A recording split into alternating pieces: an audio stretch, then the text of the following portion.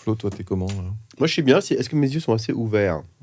Je dormais encore, en plus, qu'on s'est couché tard avec le petit. Ah ouais, vous êtes couché tard? Vous avez fait on a fait la fiesta, la pré-vacances, quoi. Tu vois. Ouais, c'est pareil. Moi, hier, j'étais à un barbecue, un pique-nique de soirée au bois de Vincennes, là, sur les îles, là. Ouais.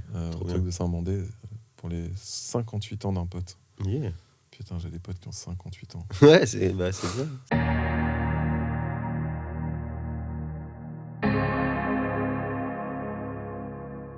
Salut Flo. Salut.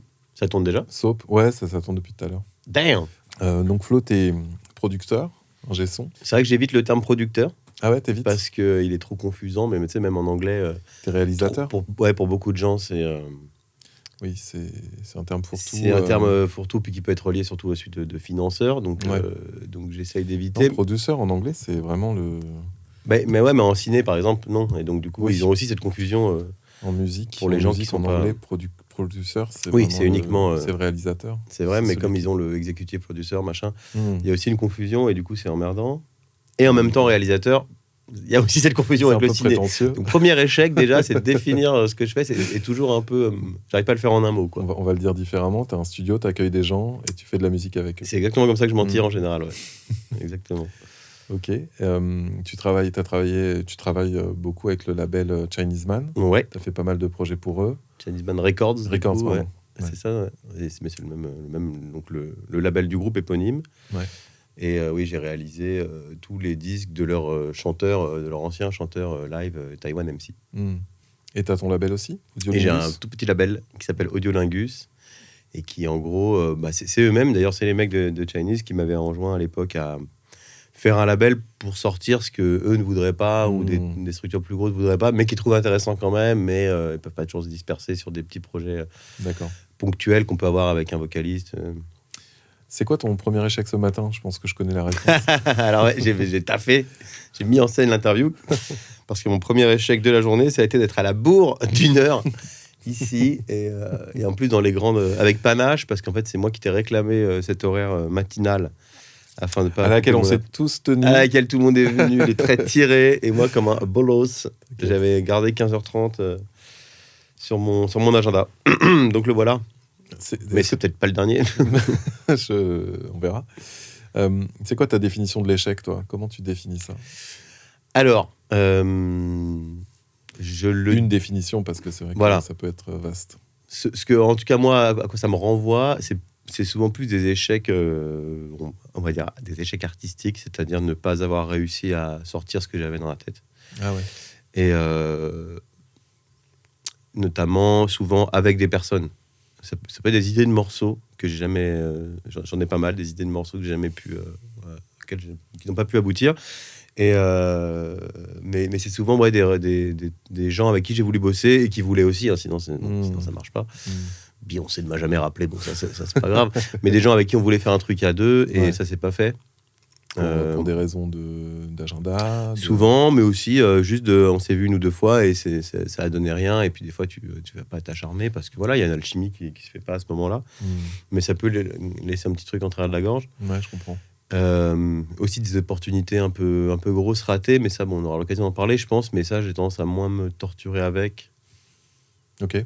Des opportunités au niveau de ta carrière. Ouais, genre un plan d'une sortie un peu grosse, ou une date énorme, ou un feat, machin. Bon, ça peut rester en travers de la gorge, mais j'essaye, mais on en discutera, j'imagine, de mettre ça à côté. Disons que j'assume mes regrets artistiques, mais ça, j'ai pas envie d'aller dedans. Et puis surtout, j'essaie de distinguer des échecs financiers. Pas la carrière vraiment au sens revenu, quoi. Ouais, ça peut avoir sa place ici, mais voilà. Ok, on n'a pas... Parce que je trouve que c'est toi qui fais ton interview. Ok. Je vais pas mentir, ça compte, mais voilà, en tout cas, j'essaie de distinguer les trois et de pas les mettre sur le même plan. Ça marche pas aux mêmes endroits, quoi. Alors, on va parler des échecs artistiques. Les premiers dont tu parlais, est-ce que tu peux nous donner un pourcentage d'échecs artistiques versus échecs versus truc dont tu es content? Alors, attends, faut que je compute le truc. Non, mais ça dépend. Non, parce que ça dépend comment tu comptes. Si je compte vraiment en termes de projet Cubase, donc pour les béotiens, c'est genre un fichier du logiciel de son, quoi. C'est c'est une idée de morceau. Si je compte entre projet Cubase existant et nombre de trucs sortis, je dirais 80% d'échecs. Et pourtant, j'ai sorti énormément de trucs, tu vois. Rien qu'en déclaré officiel sur Spotify, je sais pas, je dois avoir une centaine de prods, mais sur les comptes des gens, parce que je bosse beaucoup avec des gens au microphone, mais j'ai produit des tonnes de trucs sortis, plus des tonnes de trucs sur des plus petits labels qui sont même pas sur Spotify, plus des trucs qui sont en free. Donc j'ai fini beaucoup de morceaux, et pourtant, je pense que j'en ai commencé 5 fois plus. Ouais, d'accord. Et en termes de sentiments, d'accomplissement, on est aussi sur 80-20 D'échecs ? Ouais. Ah non, du tout. Non, c'est pour ça que je dis ça dépend comment tu comptes. D'accord. Non, sinon, non, au contraire, c'est difficile à chiffrer, mais histoire d'avoir une échelle. Plus de la moitié, je suis content de. T'es content, quoi. Le petit nombre rattrape le sentiment du petit nombre. Compense Disons, quand les choses m'ont tenu à cœur, j'ai été au bout. Ouais. Voilà, sauf quand ça me bloquait vraiment et que ça me reste un peu. Mais quand un truc devait se faire, je l'ai fait en général. Je suis un peu aussi sorti des regrets de mix qui me torturaient. Je pense que c'est assez commun au début. Genre, c'est-à-dire un truc qui est sorti et puis tu te dis après coup, ah merde, le charlet est un peu pas assez fort. Faut vite oublier. Et puis plus t'oublies, plus en fait tu fais aussi des choses dont tu es fier à long terme. Donc ça va. Allez, 51, je vais dire 51. Oui, tu fais ça depuis combien de temps et quand est-ce que tu as eu la sensation de ne pas aller au bout de tes idées ? Enfin, ça fait combien de temps déjà que tu fais ça, de la musique Alors, la musique, j'ai un parcours un peu chelou. Parce que j'ai jamais pris de cours de quoi que ce soit, sauf 10-11 ans un peu de piano, puis qui m'a saoulé comme tout le monde, genre le solfège m'ennuie comme tous les enfants. Et il y a de quoi, parce que c'est mal, en tout cas à l'époque, c'était mal enseigné. Et ensuite, à 15-16 ans, j'ai découvert les platines, le mix, machin. C'était dans une boom, il y avait une nana qui mixait. Franchement, à l'époque, c'était encore plus rare que maintenant. Ça devient pas trop rare maintenant, mais... Et je me suis dit, c'est mortel, ça donne une contenance quand tu sais pas danser, comme moi, quand tu sais pas quoi foutre de tes 10 doigts dans une boom. Donc j'ai trouvé ça mortel. Et j'en ai voulu, et en même temps, je découvrais les musiques électroniques. Et donc j'ai commencé à mixouiller. Puis à 18 ans, rien à voir, un mec m'a montré qu'avec le solfège, en fait, que c'était un outil dans une soirée d'appart aussi, comme quoi c'est bien les jeunes aller en soirée. En appartement. D'appartement uniquement. Il m'a montré en piano pendant une soirée que, en fait, regarde, si t'as un fa 7 là, t'as plus ou moins le droit de jouer telle note. Et j'ai fait, mais c'est ça, c'est génial. Donc je me suis passionné en parallèle pour la théorie musicale, mais sans être un grand instrumentiste. Je joue un peu de piano, quoi, c'est tout. Et donc ces deux trucs-là se sont mélangés dans la prod, en fait, donc ça, c'était autour de 2000. Et vers 2007, ça s'est un peu incarné par un mélange de, genre, je fais des beats avec des sons électroniques, des basses électroniques, mais je joue des parties de piano ou autre. Yes. Et voilà, donc je dirais, depuis 2008, je vais jusqu'à l'étape du bounce. Et mes premières releases étaient en 2013, il y a 10 ans pile. D'accord, ok. Et ce sentiment d'échec dont tu nous as parlé, que tu peux ressentir, c'est quand la première fois que tu as rencontré ce truc-là de putain, je vais pas au bout du projet il y a plein de premières fois, quoi. C'est pareil, ça dépend. Là, si je devais me rappeler d'un gros regret auquel je pense encore et qui était à cette époque-là, c'était un featuring. Je crois que c'était pas un featuring d'ailleurs, mais c'est une collaboration avec quelqu'un qui s'appelle Emel Matlouti, qui est une chanteuse tunisienne qui est incroyable, ce genre de voix. Tu sais, elle arrive dans une salle de concert où tout le monde papote, dîne, machin, et elle fait une note et tout le monde se tait pétrifié, tu vois. Il n'y en a pas beaucoup. Et elle m'a approché pour rejoindre son live, son concert, pour être aux machines. Ouais. Et après, à ma décharge, le brief était extrêmement chaud et vague, à la fois compliqué et vague, parce que c'était genre, voici une compo à moi, faisant du Björk. En gros, elle m'a dit ça, tu vois. Et moi, je balbutiais encore, mes prods, elles étaient rudimentaires, même si je m'en tirais bien, je faisais des trucs marrants, mais sur un truc très wonky, très instru hip-hop, tout très simple et très dégingandé et tout. Et elle m'avait demandé du travail d'orfèvre, quoi. Et donc, j'y ai passé 2 jours et je lui ai envoyé genre, tiens, j'ai fait ça, mais c'est de la merde, je le sais. Et c'était effectivement de la merde. Tu l'as envoyé en disant que c'était de la merde ? Ouais. J'étais pas très... je suis toujours pas extrêmement avancé dans ces domaines, mais à l'époque... je voulais lui dire, en gros, j'ai pas la prétention que c'est réussi, quoi, tu vois, mais j'ai sûrement dit si c'est de la merde. Mais voilà, en gros, je lui ai dit, voilà, j'ai pas réussi. Elle m'a répondu, effectivement, c'est plutôt de la merde, mais t'inquiète, on se recontacte. Et elle l'a bien sûr jamais refait. Et Merde, pardon. Je ris parce que tu parles avec le sourire. Mais... ouais, c'est ce que, c'est ce que je voulais dire sur ces trucs-là, c'est que si ça n'a pas pris, je suis pas très déterministe, mais dans ce cas-là, si ça n'a pas pris, c'est qu'il n'y avait pas les conditions. C'est pas un accident, c'est pas je me suis pas réveillé ce coup-ci, quoi. C'est que j'étais pas prêt à ce moment-là pour faire ce qu'elle voulait obtenir. Qu'est-ce que tu dirais au petit Flo de l'époque d'il y a 10 ans qui essayait j'imagine de se faire un nom, en tout cas de participer à des projets Bah ouais, j'ai jamais trop été dans le truc de faire un nom, quoique évidemment tu rêves toujours d'être écouté par beaucoup de gens, mais là c'était vraiment voir ce que je pouvais. Qu'est-ce que t'en as tiré 10 ou 15 ans plus tard de ce truc-là et que tu pourrais dire apporter en termes d'expérience au petit Flo? Je dis le petit Flo, il avait la même taille que maintenant, mais à peu près, ouais. Bah non, je dis franchement, je dirais juste patience, quoi, parce que c'est tellement des le taf que je fais là, réalisateur, on l'a pas défini, mais très rapidement, pour moi, c'est un blend. Justement, c'est pour ça que le terme est flou. C'est un blend d'arrangeurs, d'ingé son et de compositeurs, et de compositeurs même, parce qu'effectivement, il y a des trucs qui sont pas très, des projets de base qui sont encore pas très avancés et tout. Et donc voilà, ça demande un millefeuille de compétences assez dingue, donc c'est normal, je trouve. Encore beatmaker talentueux, très jeune, ingé son qui mixe super bien, super jeune, il y en a. Mais je pense que réal, c'est un peu un métier un peu plus tard dans la vie, quoi, parce que faut maîtriser un certain nombre de trucs, archi technique de geek du son, un peu d'ordi aussi pour pouvoir te démerder quand il marche pas, et puis tout l'aspect musical. Et puis l'aspect musical, c'est une chose, tu peux être brillant, mais après il y a aussi avoir une vision globale d'un disque, déjà d'un titre, de sa structure et de tous les éléments qu'il peut y avoir dans un morceau, quoi. Ouais, bien sûr. T'agis un peu là-dessus surtout, donc bon voilà, je me serais juste dit patience, c'est pas grave. T'as des zones où tu te sens moins fort, toi Bien sûr, ouais. Dans ces compétences-là. Bien sûr, je les dirai pas parce qu'après on va écouter. Ouais. Mais dans ces compétences, non, justement, je pense que si moi on m'appelle, etc., c'est parce que j'ai des trucs à dire, j'ai une vision d'un peu tout. Mais après, si tu zoomes dans chaque truc, oui, bien sûr, j'ai des lacunes. T'as des marges d'amélioration dans ça. Bien sûr. Ouais. Toi, il y a un échec que t'as traversé, que t'as connu, qui t'a particulièrement appris quelque chose ou inspiré pour peut-être débloquer un truc dans ta vision, peut-être dans ta vision de ce métier Ouais, plus sur les aspects économiques, justement. Ouais. Enfin, l'économie de ce milieu. Ce serait plus en live, ça aussi, en fait, parce que j'ai aussi une partie live, parce que donc j'accompagne les gens parfois pour qui je réalise des disques, je les accompagne ensuite sur scène où je suis en gros clavier, machine et chœur. Et aussi, je fais des DJ sets tout seul. Ouais. Et donc, j'ai beaucoup... Merci beaucoup. Et qui sont beaucoup... que j'en ai fait beaucoup, quoi. Ça, c'est depuis que j'ai 17 ans. Et franchement, j'ai joué souvent dans des trucs très big et des trucs tout petits, miteux.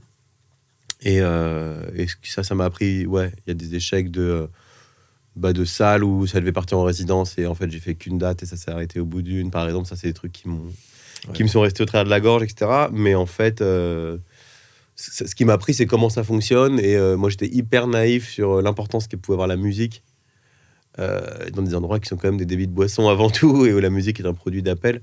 Ça m'a dessillé là-dessus, clairement, quoi.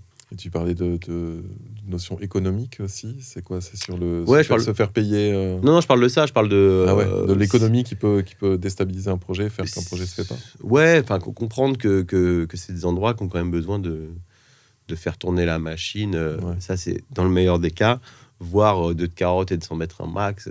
Et ça, je me suis fait allègrement carotte quand j'avais 18 ans. D'accord. Où j'avais une force de ramenage de gens supérieure à maintenant, où mes amis ils sont partis de Paname, où ils ont des enfants, machin. À l'époque, je ramenais une meute, quoi, si on faisait une teuf quelque part. Et donc les endroits, ils prolongeaient l'ouverture pour... Donc ça faisait du bar. Au-delà, voilà. Et puis là, genre, on n'a plus de CB parce qu'on est censé être fermé. Et, toi, et genre, ça fait des montagnes de cash et ça te donne. Et, tu vois, je suis moins naïf là-dessus. Et surtout, moi, j'avais un truc de la musique, quoi. Je prenais rendez-vous avec les gens pour ma résidence. Je ne parlais que. Et alors, en milieu de set, je vais peut-être faire un petit passage jungle old school. Ils en ont rien à foutre, tu vois. Mais voilà, j'avais vraiment 18 piges. Hein.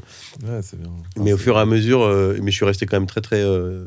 Naïf sur ces questions, et au fur et à mesure j'ai pigé et donc y compris pour le travail de studio tout l'aspect qui est évidemment inévitable quand même, hein, je veux dire, tu pas sans déclarer, etc. C'est des sommes qui font que... Bon, voilà.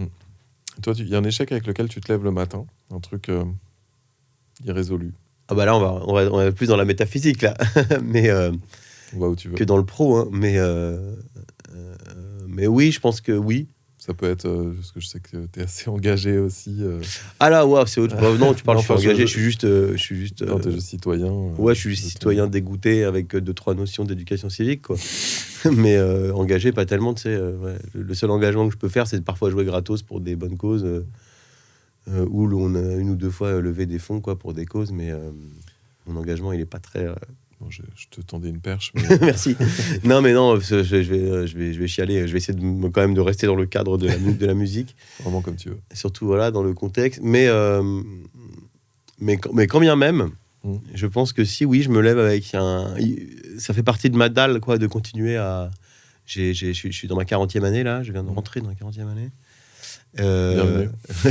Sympa, ici.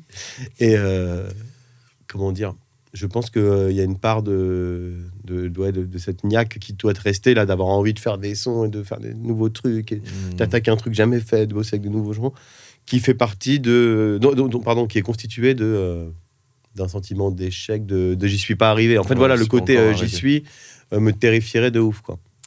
Ah ouais, c'est marrant. Donc l'échec est un moteur. En partie, quoi. Je vais pas mentir, si c'était fait que de ça, ce serait un peu dark. Oui, ça serait dur. Mais il y a de ça. C'est marrant, ça. Je sais pas si ça... Tu vois, là, je vais faire un pont, je sais pas si c'est un lien, mais il y a un paradoxe dans lequel je me débat souvent. Moi, j'ai produit dans beaucoup de styles différents, de genres musicaux différents. Et c'est aussi pour ça qu'on vient me voir, souvent.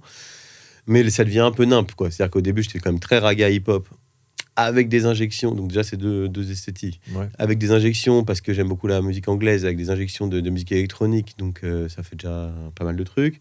Puis après, je me suis mis à faire de la musique de film. Donc il y a eu du jazz, du tango, de l'exotica et des trucs rien à voir. Et puis j'ai fait un peu de pop. Et puis j'ai fait un album de musique brésilienne. Et puis là, le dernier, c'est du rock avec Lewis, que tu connais, un artiste anglais. Et à un moment donné, je me dis, putain, genre, tout est un peu à mon avis, tout est un peu en deçà de ce que je pourrais faire si je ne faisais que ça. Ouais, je comprends. Tu vois, souvent, je me dis, putain, si ça faisait 20 ans que je ferais du dancehall, mais... Il est terrible, ce paradoxe. Que je faisais, il est terrible, tu vois. Donc, j'essaie de me rassurer en me disant, bon, c'est un peu ma marque de fabrique quand même, c'est que je suis touche à tout, quoi. Sinon, je pense que tu peux aller voir un mec, tu vois, qui fait que le style qui t'intéresse.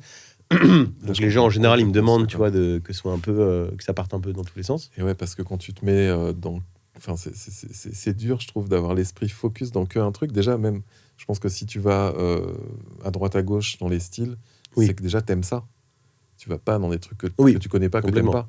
Complètement. Je me suis jamais risqué à faire un truc. Ouais, donc t'es attiré par tes goûts, effectivement, qui te dispersent entre guillemets un petit peu. Et c'est hyper dur. Bah, moi, je connais ça aussi très bien.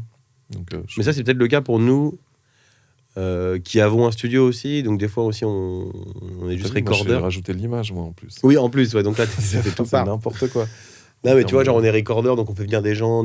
Ça nous ouvre aussi. Oui. Parce que moi, au contraire, au contraire, moi, j'avais l'impression d'être une exception là-dedans, dans le milieu des beatmakers, où au contraire, les gens ont plus tendance à être sur un style et encore une niche de ce style, quoi, tu vois. Ouais. Genre hip-hop, boom-bap de tel truc, ou jungle à la comme ça, avec des nappes atmosphériques. Enfin, les gens ont tendance à s'hyper spécialiser. En tout cas, à mon époque, peut-être moins maintenant avec... Peut-être que... Bon, je sais pas. Mais ouais, peut-être un peu... ouais, c'est vrai que moi, j'ai très peur de l'ennui, en vrai, dans ma vie. Je sais pas toi, comment t'es avec ça. Clairement. Exactement, ouais. Je pense que c'est un truc... qui joue aussi là-dedans, ouais. Peut-être à outrance, parce que moi, par exemple, ça m'arrive d'avoir tendance peut-être par peur de l'ennui, en fait, aller tout de suite expérimenter un truc avant d'avoir peut-être assez creusé dans un truc. Et ça, je me rends compte que ça me... c'est trop tôt. Je sais pas si ça me rend toujours service, quoi, par exemple. Ouais, je vois. Toi, est-ce que tu as été un peu mis en échec malgré toi? Peut-être que par rapport au thème dont on est en train de parler, est-ce qu'on t'a amené dans une sphère artistique où peut-être que tu as accepté d'aller, mais où tu serais au final bien passé d'aller voir? J'ai envie de faire des vannes sur le reggae, mais c'est pas vrai du tout, parce que j'étais vraiment très amoureux de cette musique. Ouais, pourquoi le reggae? Qu'est-ce qu'il y a avec le reggae? Parce que le reggae, en France, les codes, machin, la parodie du mec avec un drapeau, avec un lion. On parle de Pierre-Paul Jacques ou... Ouais, cette école-là, mais encore c'est son héritière d'aujourd'hui. Tu sais, il y a tout un pan du reggae écouté par des jeunes, Ouais. Generation Naman. Ah oui, j'ai vu ça, ouais. Qui prennent un petit accent. Ouais, non, mais en plus, c'est des mecs hyper forts, en l'occurrence, tu vois, mais quand même qu'on des voix et tout, mais leurs fans, bass, un truc très codifié. Mais oui, ça existait déjà il y a 20 piges avec Pierre-Paul Jacques. Un truc avec les expressions, Babylone, machin. Qui était un peu là-dedans. Et... Bon, moi, je crois que ça m'a fâché avec le reggae, qui est une musique à la base qui est vachement cool, tu vois. Mais c'est la fanbase. Moi, j'ai vécu ça du côté fanbase. Et tu vois, voilà, c'est ça qui me donne envie de vanner. Et puis même musicalement, c'est super d'enfer. Mais moi, j'écoute surtout des vieilleries. Mais j'écoute encore j'ai énormément de reggae chez moi. Mais voilà, et le truc, c'est que j'en ai produit beaucoup à une période. Déjà, parce qu'il y a certains trucs qu'on a fait avec Taïwan qui ont bien marché. Et du coup, ça m'a amené des gens qui m'ont demandé des trucs. Et donc, j'ai fait... C'est un style que j'ai bien digué. Par contre, moi j'ai jamais trop. Quand même, j'ai fait beaucoup de trucs, mais je me suis mis un peu à fond pendant un an, donc j'ai eu le temps justement de m'en dégoûter. On t'a pas amené dans le métal mélodique malgré toi? Non, non. Mais peut-être, hein, franchement, ça, tu vois, avec le dernier truc, le dernier gros projet que j'ai en date là en rock. Bon, je pensais pas le faire. Mais pareil, c'est pas une imposture parce que en fait, j'en ai vachement écouté ado. Et les trucs que t'écoutes ado, te marquent. Oui. En fait, juste avant de tomber dans l'électronique, j'étais quand même vachement dans le rock. Et des 70s, et les trucs qui sortaient à ce moment-là, milieu 90, anglais et ricain. Donc voilà, c'était pas une trahison, ça faisait écho à plein de trucs en moi et tout, tu vois. Ouais, bien sûr. Mais effectivement, dans le métal norvégien, je pense que j'aurais pas grand-chose à dire, en fait, tout bêtement. C'est ça. Y a un échec dont tu as tiré des très bonnes choses, qui t'a vraiment apporté un truc très cool. Ce featuring avec Colonel Rayel qui ne s'est pas fait. C'est pas vrai. C'est toujours des regrets. Non, en particulier, je sais pas, je pense que c'est plus une somme de. Oh, peut-être que je vais. Tous les débuts de trucs que j'ai eu avec des majors, tant mieux, parce que moi, je n'ai que des exemples d'échecs ignobles autour de moi. D'accord. J'ai des échecs de gens qui ont eu un des deals avec des majors, et contrairement à ce qu'on croit, en fait, la majorité, c'est pas cool du tout. Non, clairement. Ça a tué des carrières dans l'œuf parce qu'ils te repèrent au moment où tu montes et puis ils te collent un DA qui comprend rien. Alors c'est vraiment, pour ceux qui savent pas, c'est vraiment comme avec ton appli bancaire, là, tu reçois votre nouveau conseiller et monsieur machin et tout, t'as même pas eu le temps de voir le précédent. Et ben en major, c'est pareil. Tu reçois un mail qui te dit on va te mettre Olivier en DA, tu l'as jamais rencontré.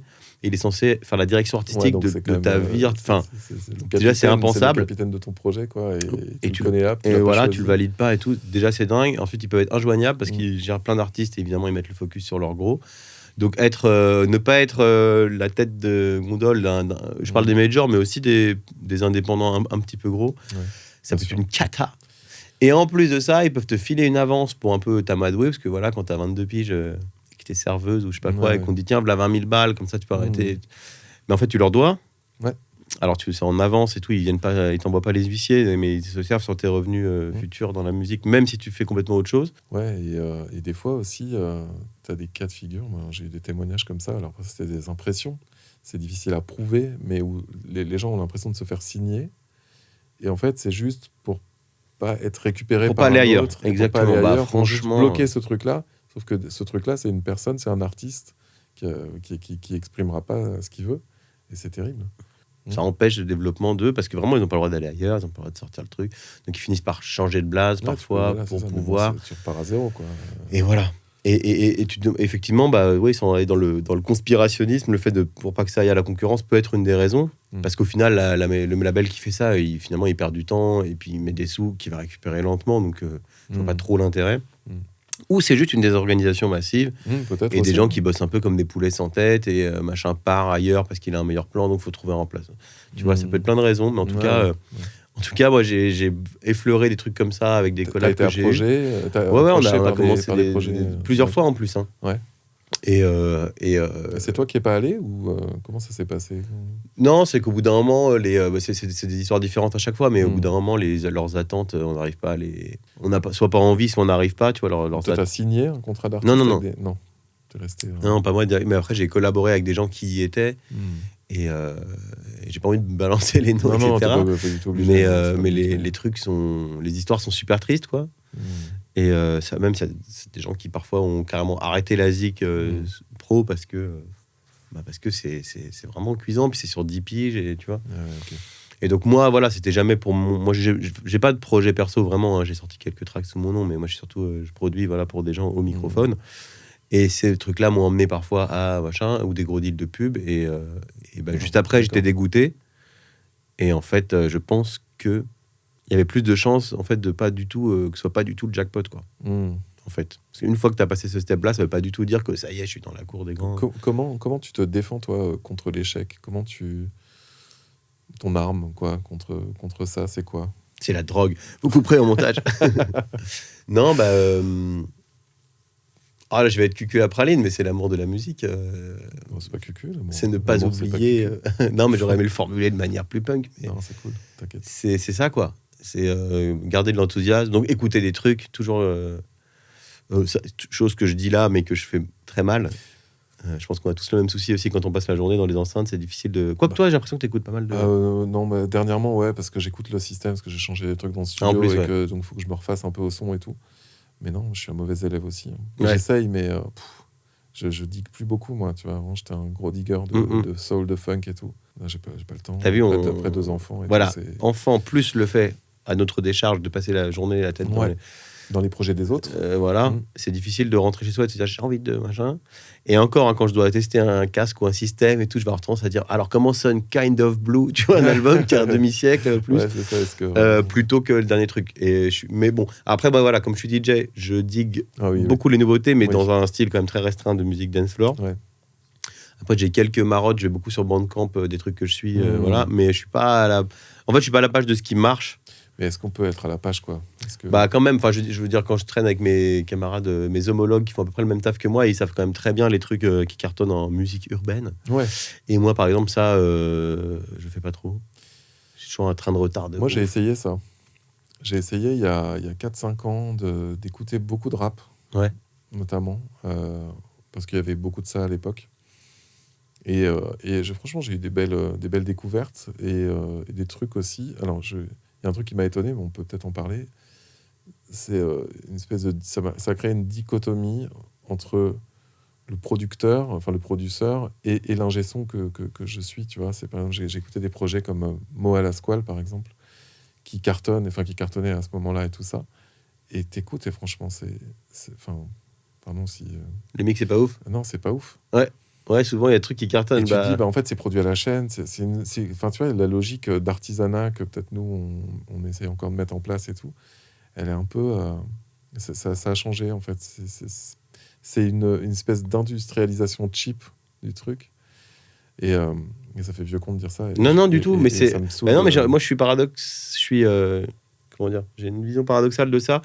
À la fois, je suis trop d'accord. Il y a des trucs que j'adore.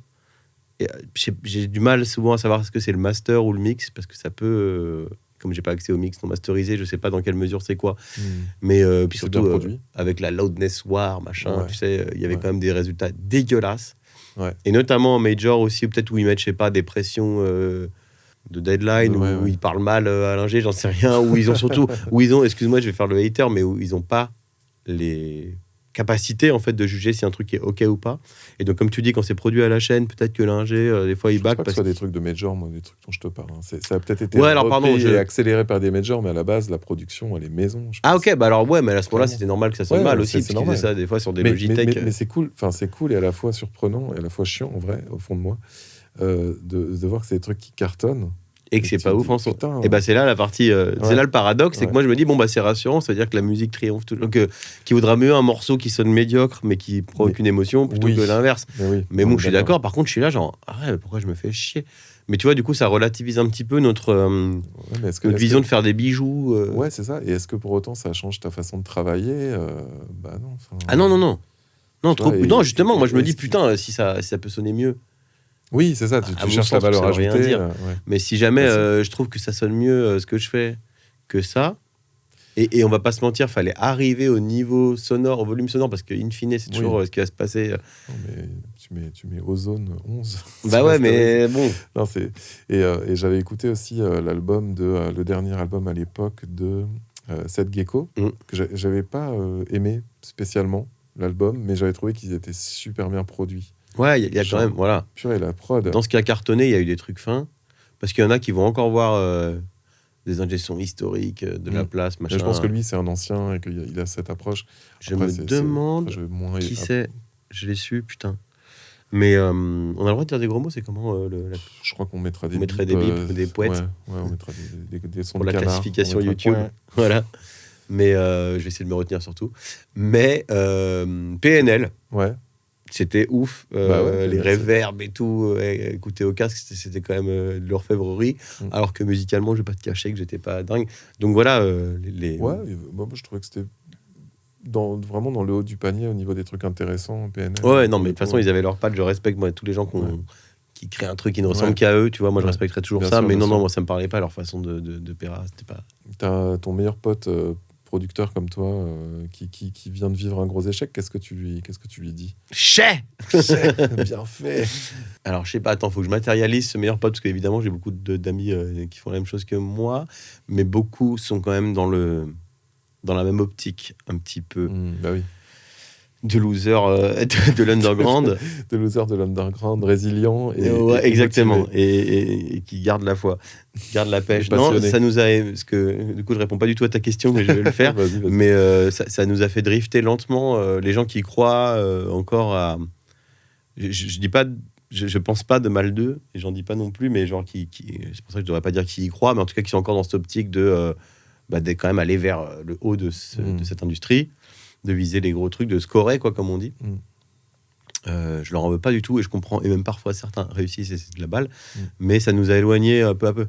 Un pote qui va plutôt être dans mon truc, qui vit un gros échec, et je vais lui dire viens, on fait un morceau, par exemple, ou je vais plutôt lui suggérer un truc, genre putain, moi j'aimerais bien faire ça, mais c'est plutôt ton style. Ça m'arrive, tu vois, d'avoir une idée d'un truc, mais je sens que je vais en chier et que quelqu'un va être plus spécialiste de ce qu'il y a à faire. Donc on peut se filer des idées, ouais, des fois. Est-ce qu'il y a un trait de personnalité chez toi qui pourrait être responsable de ton prochain échec? Ah ouais. Cette générosité dans la loue, c'est cool. Non, mais parce que je croise les doigts, hein, pour l'instant, ça n'est jamais arrivé trop par une grosse bêtise de ma part, les échecs. Mais ça peut arriver, je pense à la maladresse. Oui. Pourquoi j'ai peu de gear? C'est pas seulement parce que je suis pas riche, c'est aussi parce que je casse les choses. Non, heureusement, en studio, je fais gaffe, mais sinon, j'ai un peu les mains glissantes. Donc, on pourrait imaginer ça. C'est pour ça que je suis beatmaker et pas cariste. Mais ça pourrait être une raison. Non, sinon, clairement, c'est que j'ai du mal à jouer ce... Mais bon, je pense pas que la situation se présentera, mais j'ai du mal à jouer ce jeu de l'industrie. Quand je dis les majors, c'est effectivement simplificateur. D'autant qu'il y a beaucoup d'indés qui marchent comme les majors, donc ils n'en ont même pas le budget, mais ils fonctionnent pareil. Ça me fait toujours un peu marrer. Et franchement, tous ceux qui j'ai eu affaire récemment, c'était le cas. C'est des gens qui ont des managers, des trucs comme ça. Voilà, qui fonctionnent avec des interfaces humaines comme les managers, ou qui te demandent... C'est le terme. Ouais, de ouf, mais c'est sans... c'est sans critique, hein, mais ça veut dire qu'ils se mettent entre des interlocuteurs supplémentaires. Ou le jeu des réseaux sociaux. Le jeu de mais fais-toi un TikTok. Voilà, des gens qui vont te dire non, mais aujourd'hui, si tu veux faire de la musique, tu es obligé d'avoir TikTok. Bon, c'est faux. Et évidemment que c'est la tendance, machin, mais c'est faux. Et les contre-exemples existent, etc. Et les asséner des vérités comme ça, je trouve ça un peu dingue. Donc voilà, quand je dis les majors, voilà, ça peut être aussi la pub. Notamment, tu dois connaître la pub qui t'appelle. Ils veulent un truc pour 14 heures. Mais vous faites un projet de pub, vous êtes beaucoup à bosser dessus, il y a une prod, normalement vous êtes censé faire des rétro-planning, mais comme la musique, ils te veulent un truc pour 14 heures, et moi mes échecs, en l'occurrence là-dedans, ont toujours été de dire, non mais attendez, vous me demandez un truc qui quand même demande un peu de machin, je peux vous le donner, je pense que je peux vous le donner après-demain, et c'est non, parce qu'ils ont appelé 5 mecs en même temps, et qu'il y a toujours un qui peut le faire pour 14 heures. Donc mes échecs, c'était plutôt de pas jouer le jeu. Ouais, d'être un peu indépendant, un peu trop indépendant.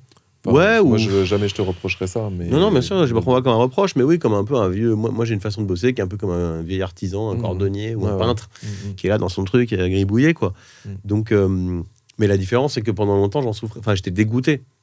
Surtout quand j'avais pas de sous, que j'apprenais qu'un pote à moi venait de faire 50 000 balles sur un truc, un taf, machin.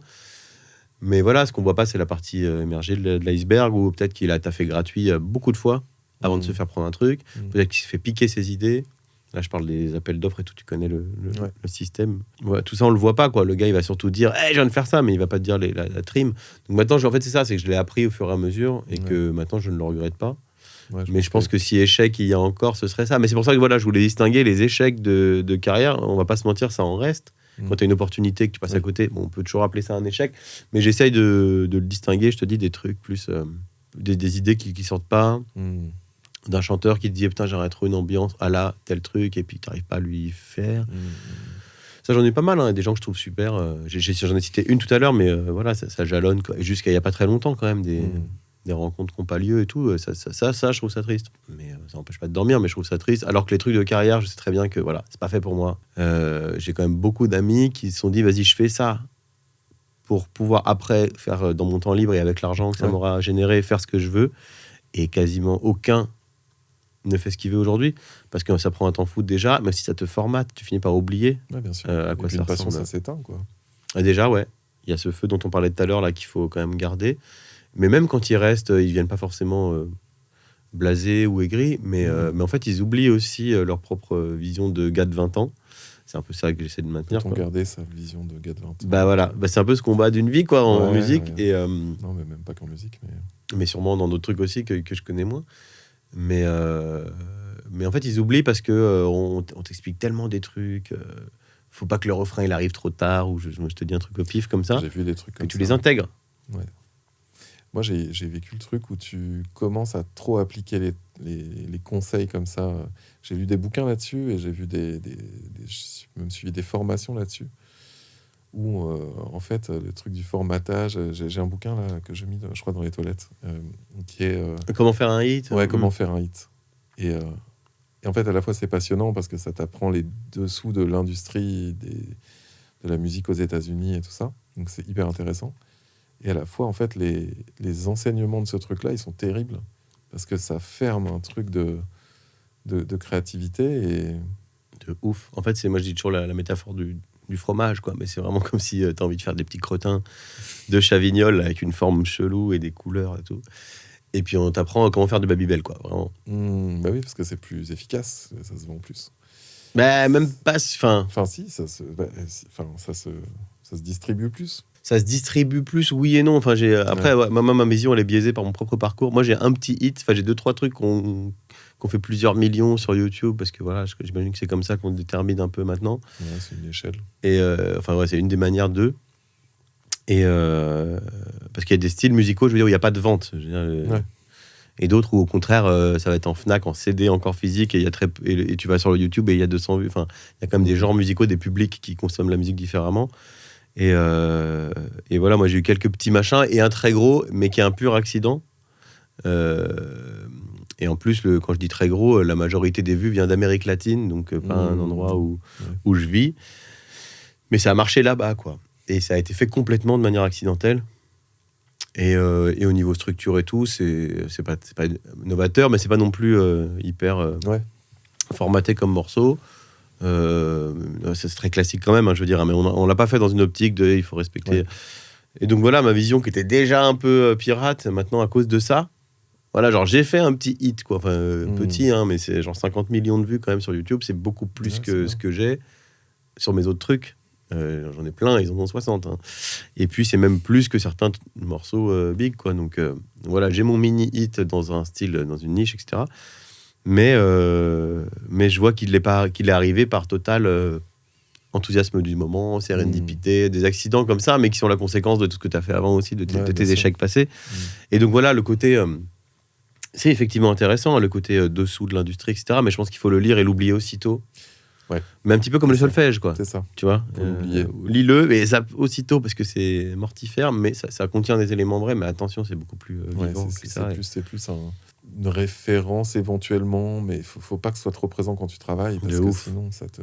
Et en plus, mon analogie, elle est même pas bonne, parce que le solfège, quand même, reste vrai, année après année. Le gros problème de ces méthodes-là, c'est qu'en fait, ils se fient toujours au dernier gros hit, ou à la dernière grande tendance. Alors là, pour le coup, l'enquête dans le bouquin, c'est vraiment une étude sur 20 ans. Ok, ouais, c'est plus large. Un peu plus large, mais oui, je suis d'accord qu'après, il y a toute une industrie de la méthode.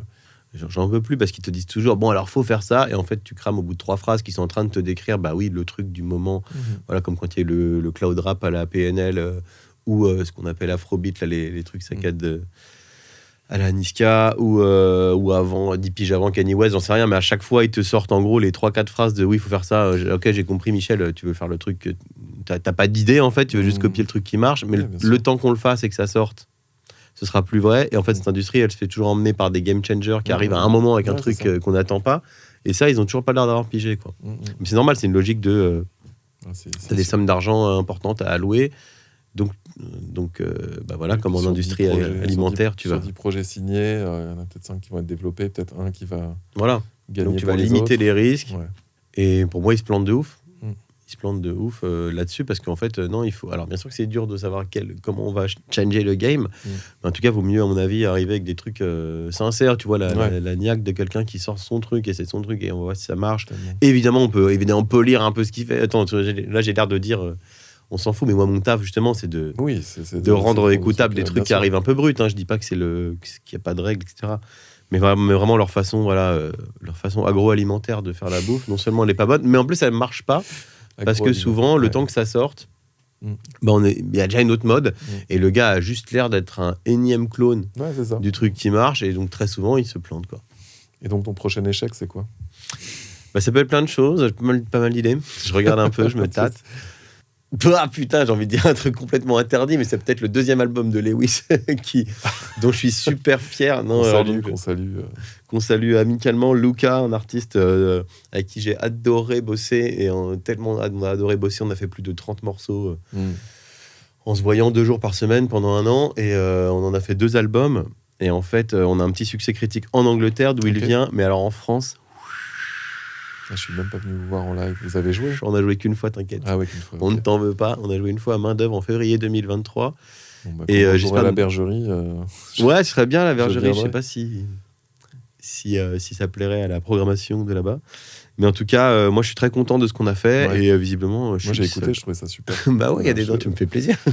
Ça y est, on est 3. Non, bon, j'exagère un petit peu, mais ça ne rencontre aucun succès pour l'instant. À part un peu en Angleterre, Dieu merci, on va faire 2 dates à Londres la fin juillet. Cool. Mais il faut qu'on se développe un peu là-bas. Mais voilà. Et donc, le second, en fait, donc on a scindé tous ces morceaux. Le premier est sorti en février, donc dans l'indifférence générale. Et la seconde moitié des morceaux sort en septembre. Ok. Et c'est probable, c'est c'est mon échec le plus sûr. J'ai peut-être des échecs plus tangents, mais celui-là, non, j'espère ne pas nous porter de la Scomoon, mais au pire, tu conjures, le sort. Voilà, mettons que je fais ça. T'as un petit top 3 d'échecs marrants à nous raconter ? Ah putain, alors, il faudrait... Oh, il y en a un incroyable. Un peu geek, mais il y en a un incroyable. Je vais à une soirée au Bateau Phare il y a des années, et justement, je commençais à produire. Ouais. Et j'ai préparé un bootleg, un remix drum and bass de Ma Benz, toujours dans le bon goût. Donc j'ai un a cappella salement ripé à l'époque, sans IA, où tu faisais ça, je sais pas comment. Putain. Les mecs ripaient des a-cap, mais ça faisait de partie. Ou alors ça sonnait comme un MP3 à 64. Et donc j'ai cet a cappella collé sur un beat que j'ai fait de drum and bass, sûrement très, très, très médiocre. Et je me rends à une soirée où on s'est un peu déjà engueulé. Donc c'est déjà la conséquence d'un échec. On s'est engueulé avec l'orga pour je sais plus quelle raison. Mais bon, en gros, c'est un mec qui me bookait, qui me book plus. Et je me rends à cette soirée. Et j'ai ma copine DJ Camille qui est en train de mixer. Et je lui ai parlé avant son mix du fait que j'ai sur une clé USB... non, même pas, je crois que c'était un CD gravé à l'époque. Ouais, t'es arrivé avec le CD de mon remix. C'est incroyable. Et non, même pas. Je lui ai parlé du fait que j'avais fait ce truc et que je l'avais sur moi parce que je l'avais dû l'emmener quelque part pour faire un test de master. J'en sais rien. J'essaie de pas faire trop durer cette anecdote de geek. Mais en gros, elle me propose à la toute fin de son set, en dernier track, de jouer, que je joue mon propre track, je le mets dans la CDJ et je l'envoie. Et après, c'est au DJ suivant. Sous les yeux du leur gars qui peut-être se dira, il est génial ce soap, il a fait un putain de remix. Et il a rendu ouf la foule, quoi, et du coup, qu'on se réconcilie, quoi. Sur le papier, drum and bass de Ma Benz... Ouais, ça marche. Ça marche. Lourd, je l'ai refait depuis en bien. Je l'ai refait récemment en bien, mais en mode bootleg. Et là, en fait, donc voilà, elle finit, je me mets devant tout le monde, le bateau phare, il est blindé, je lance le truc, il y a une intro juste Charles et voix, etc. Et au moment où ça drop, le moment où ça part, il n'y a pas de rythmique, c'est hyper chelou. Merde. Il n'y a pas le beat. Comme si je l'avais muté, mais en même temps, je l'entends un petit peu. L'histoire, c'est qu'en fait, il y avait un problème de phase. J'avais samplé un scud, un vinyle pour faire la rythmique avec un problème de cellule qui déphasait le gauche et le droite. Donc c'est là qu'on rentre dans la partie. C'est un problème de cellule. Carrément. Et ça, j'ai mis mais trop de temps à le comprendre. Si la cellule, elle est un peu du tort, elle va choper le L avant le R. Ah oui, d'accord. Et bref, ça peut faire des problèmes de phase. En gros, mon morceau n'était pas mono-compatible et le club était en mono. En gros, ça diffusait en mono un morceau qui n'était pas. Ah, le piège de merde. Et donc, il y a toute la montée qui arrive au moment où la voix, laisse-moi. Il y a juste un wobble moche qui déjà sonnait mal. L'humiliation, vraiment le rêve où tu fais caca devant ta cour de récré et tout le monde fait et moi je comprends pas. Et vraiment le truc est tellement hallucinant parce que tu regardes, quand il y a un problème, tu regardes la mixette, mais là il y a juste rien à faire. Tu as un volume, un gain, un EQ. Ouais, tu peux pas. Tu peux pas faire revenir le beat. Donc j'ai vraiment 10 secondes d'humiliation devant tout le monde.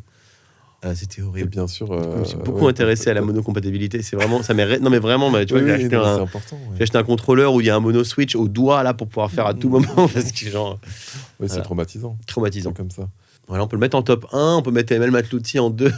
mais enfin, pardon, je vais revenir dessus, mais c'est vrai que quand tu présentes un travail, peu importe toi l'état d'avancement où tu sais qu'il en est, tu le présentes, et c'est ça qui est dur d'en présenter des trucs pas finis à des gens, pas genre, tu vois, ma meuf, je lui fais écouter des sons des fois qui sont pas finis, et elle te critique sur des trucs d'achèvement, tu vois. Et ça, c'est dur, mais là, c'est un cas extrême de ça, parce que tu l'avais visiblement pas testé dans les conditions et tout ça. Donc, non seulement toi, tu étais en confiance assez quand même sur ce titre. C'est là qu'est l'échec. Oui, mais c'était alors, quand même, je précise, pour pas trop me la péter, que même si ça avait été monocompatible, et que je pense qu'il a été archi mal produit, et que quand tu passes après 2 heures de prod anglaise, nickel, masterisé, machin, et que tu arrives avec ton petit bootleg de beatmaker débutant, c'est un style extrêmement dur à produire, la DNB. Ça va vite, donc tous les temps de relâchement machin sont et en plus faut que ce soit hyper précis, que chaque chose à sa place, et en plus il y a beaucoup de bas, de sub et tout, donc c'est un style infernal à produire, donc je pense qu'il aurait fait pitié de toute façon, mais là avec pas de rythmique c'était juste absurde. Et donc on m'a dit mais dégage, vas-y, mais vite autre chose, etc. Et voilà, ça s'est fini par un échec cuisant, mais donc non seulement ça m'a obsédé sur la monocompatibilité, mais en plus comme tu le dis, ça m'a aussi appris qu'on ne présente pas des trucs pas finis, sauf et encore même plus à mes potes. Donc maintenant, si jamais je jouais un truc devant tout le monde, ce serait le mastering et point. Quoi. Et un petit dernier pour la route. Des dates qui ne se sont pas faites, j'ai l'impression qu'il y en a des incroyables. Des blagues grivoises qui m'ont mis dans des situations difficiles que je ne peux pas raconter là. Attends, je suis en train d'éliminer des échecs. J'en ai pas mal, j'ai une belle collègue. Ça, c'était pas mal, ça partait bien, blague grivoise que tu ne peux pas raconter.